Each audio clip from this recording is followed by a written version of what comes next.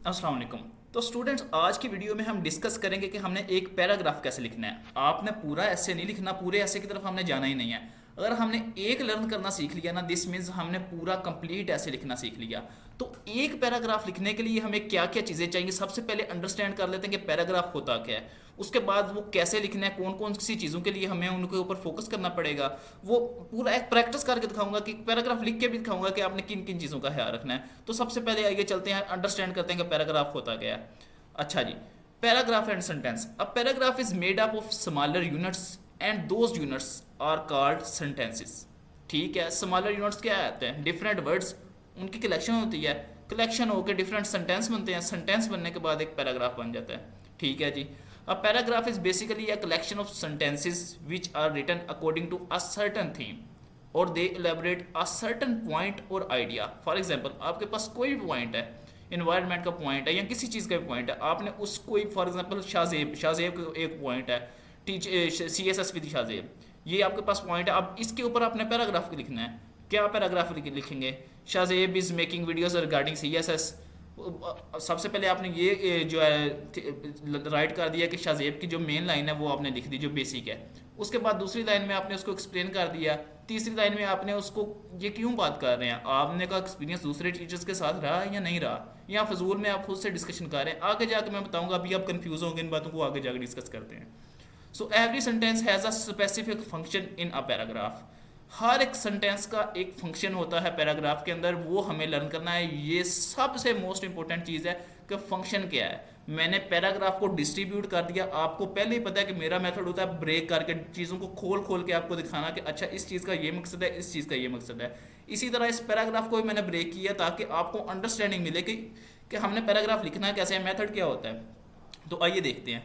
For example, जो body paragraph है, जो मैंने आपको पहली वीडियो में बताया था कि 17 पैराग्राफ होते हैं, वो कैसे एक मेथड आपने लर्न करना है ना, 17 के अंदर सेम मेथड है, सेम इंप्लीमेंट होना है, कोई डिफरेंस नहीं है। अच्छा जी, सेंटेंस वन है जी टॉपिक, उसे हम टॉपिक भी कह सकते हैं, इंट्रोडक्टरी भी कह सकते हैं, ओपनिंग सेंटेंस भी कह सकते हैं। जो पहला सेंटेंस है ना, वो हमारा होगा opening sentence. Second sentence, second sentence के अंदर रीज़न होगी या एक्सप्लेनेशन होगी जो सेंटेंस के रिलेटेड है। फॉर एग्जांपल, पहला हमने जो सेंटेंस लिखा वो इंट्रोडक्शन पॉइंट का बता दिया, दूसरे सेंटेंस में हमने एक्सप्लेनेशन दे दी। अब तीसरे सेंटेंस के अंदर क्या होगा? तीसरे सेंटेंस के अंदर हमारा सपोर्टिंग पॉइंट होगा कि हम ये जो बात कर रहे हैं ये ठीक भी है, हम किस रेलिवेंस डाटा के साथ इसको सपोर्ट कर रहे हैं, यानी कि पैराग्राफ को एक्सपेंड करने वाला सेंटेंस। चौथे नंबर वाली क्या चीज़ है? चौथे नंबर पे हमारा होगा एग्जाम्पल, एविडेंस, इंफॉर्मेशन। तो चौथे सेंटेंस में हमने जो भी ऊपर लिखा हुआ है उसकी एग्जांपल दे दी कि आप ये बात क्यों कर रहे हैं। फॉर एग्जांपल, ऐसा प्रीवियसली कुछ हुआ है, किस बेसिस पे आप ये बात कर रहे हैं। पांचवें नंबर पे जो ऊपर आपने लिखा हुआ है ना, उसी को कंक्लूड करना, सम अप कर देना है, और उसमें कोई नई चीज़ ऐड करने की ज़रूरत नहीं। जो नया ऊपर लिखना था ना, वो आपने ऊपर डिस्कशन कर चुके हुए हैं, अब नया नहीं करना। जो ऊपर वाली बातें हैं उनको घुमा घुमू के आपने कंक्लूड करना है। अच्छा जी, यहाँ तक तो आपको कोई समझ नहीं आई होगी, मुझे पूरी उम्मीद है आपके ऊपर कि आपको इधर तक कोई समझ नहीं, क्योंकि थ्योरी है, थ्योरी क्या समझ आनी है, जब प्रैक्टिकल करके दिखाऊंगा फिर आपको समझ आएगी। अच्छा, थोड़ा सा प्रैक्टिकल की तरफ जाने के लिए ना, सबसे पहले ये लर्न कर देते हैं। मैंने ये डिफरेंट जो है इसलिए जो कलर्स यूज़ किए हुए हैं क्योंकि आपकी अंडरस्टैंडिंग बिल्ड हो जाए। फॉर एग्जाम्पल, सेंटेंस वन क्या है? सेंटेंस वन है टॉपिक, जो हमारा ओपनिंग है। सेंटेंस टू, उसी टॉपिक की जो रीज़न है हम उसको एक्सप्लेन कर रहे हैं, ये दोनों एक दूसरे के साथ कनेक्टेड है। तीसरा सेंटेंस क्या है? Supporting point. ये थोड़ा सा थीम डिफरेंट हुआ, जो हमने ऊपर लिखा हुआ है उसको सपोर्ट कैसे करना है, जो हमने फैक्ट बुक बनानी सीखी है उधर से ये पॉइंट आएगा। सपोर्टिंग पॉइंट इधर आ गया। चौथे नंबर पे जो सपोर्टिंग पॉइंट आपने लिख दी है उसको आप रेफर किससे करोगे, एग्जाम्पल कैसे देनी है आपने। आपने जो भी बात करनी है एग्जाम्पल तो कोई देनी है ना, वो क्या, कौन सी एग्जाम्पल है आपके पास। ठीक है, ये दोनों आपस में इंटरलिंक हैं। पांचवा सेंटेंस आपके पास सपोर्टिंग पॉइंट टू आ जाएगा। अगर आप एक पॉइंट, आपका वर्ड कंप्लीट नहीं होते, पैराग्राफ 120 या 130 वर्ड का पैराग्राफ होता है, अगर वो कंप्लीट नहीं होते तो आप एक और सपोर्टिंग पॉइंट लिख दें, एक और एग्जांपल लिख दें, अगर आपके पास नॉलेज है। लेकिन अगर आपका जो पैराग्राफ है वो उतने वर्ड की जो लिमिट है उसको मीट कर रहा है, तो ना चाहे उस तरफ एक लिख दें कि नफ है। और सातवें नंबर पे हम कंक्लूड करेंगे, सम अप करेंगे। अच्छा सर, ये तो आपने इतना कुछ बता दिया सर, ये करना कैसे है सर, कुछ प्रैक्टिस प्रैक्टिस तो करके दिखाएं। अच्छा चलो आगे थोड़ी सी प्रैक्टिस करते हैं। ठीक है, एग्जाम्पल, एग्जाम्पल के अंदर क्या लिखना है? एग्जाम्पल के अंदर थोड़े से एविडेंस देखें आप। एविडेंस किस तरह के होने चाहिए? फैक्ट्स होने चाहिए, स्टैट्स होने चाहिए, कोटेशन होनी चाहिए, एग्जाम्पल होनी चाहिए, या फैक्चुअल एविडेंस कैसे हमने ऐड करने हैं, सारी चीज़ें एक्सप्लेन करूंगा। थ्योरी थोड़ी सी पढ़ लेंगे, 3-4 पॉइंट, इतनी ज़्यादा लेंथी मैंने स्लाइड्स भी बनाई, 3-4 बनाता होता हूँ ताकि अंडरस्टैंडिंग ईजी हो जाए आपकी। अच्छा, उसके बाद जो पैराग्राफ राइटिंग का स्ट्रक्चर है ना, ये आप याद कर लें, ये एक पेज है, ये हमेशा आपके पास होना चाहिए। मैं जब प्रिपरेशन करता था ना, ये पेज मेरे पास होते थे। फॉर एग्जांपल मैं जब कोई भी पैराग्राफ, ये इतनी बड़ी पीडीएफ मैं आपको दिखा देता हूँ, ये मैंने बना कर रखी हुई थी।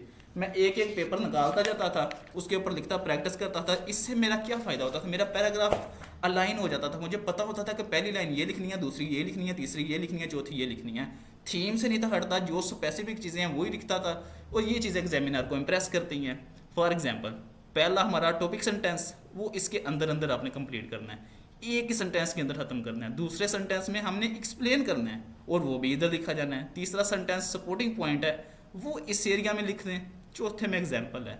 बस इतना सा काम है पैराग्राफ का। अगर आपके पास और चीज़ें हैं वो ऑप्शनल है, ऑप्शन आप ऐड कर सकते हैं अगर ज़रूरत है। एंड वाले में कंक्लूड कर देना है। और जब आपने कोई भी पैराग्राफ लिखना है ना, आपने एंड पे नंबर ऑफ वर्ड्स लाजमी लिखने हैं कि ये कितने वर्ड्स हो गए, ताकि आपकी वर्ड काउंटिंग आपको अंडरस्टैंडिंग होती रहे कि इतने मैं वर्ड लिखता हूँ, सेंटेंस लिखता हूँ, मेरे इतने वर्ड होते हैं।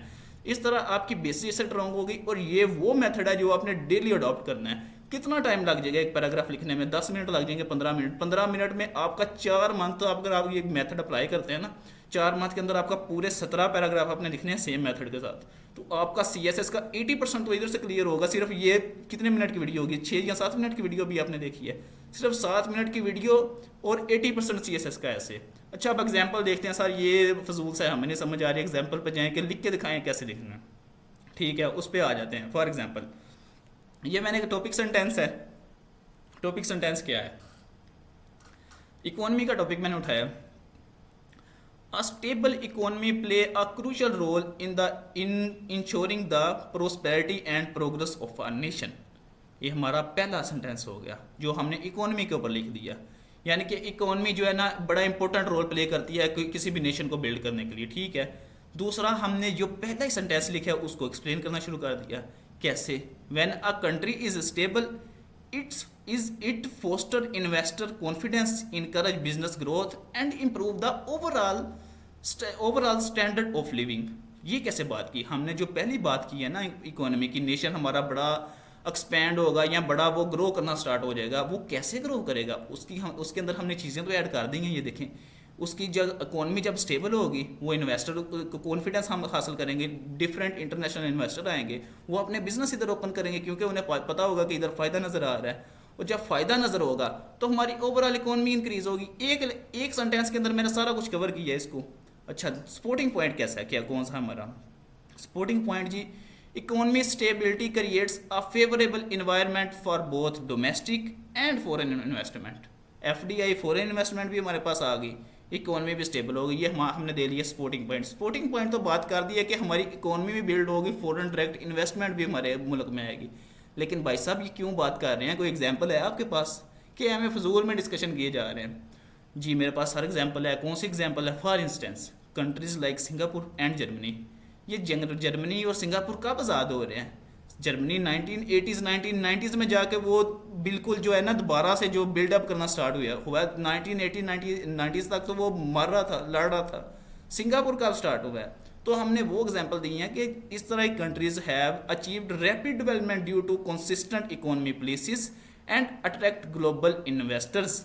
इन दो मुल्क ने ग्लोबल इन्वेस्टर को अपनी तरफ इन्वेस्ट जो है अट्रैक्ट किया है, और इस तरह इनकी इकोनॉमी भी स्टेबल हुई है। ये हमने एग्जांपल दी, एग्जामिनर को पता चल गया कि वाकई ये चीज़ जो बात कर रहा है अथेंटिक बात कर रहा है।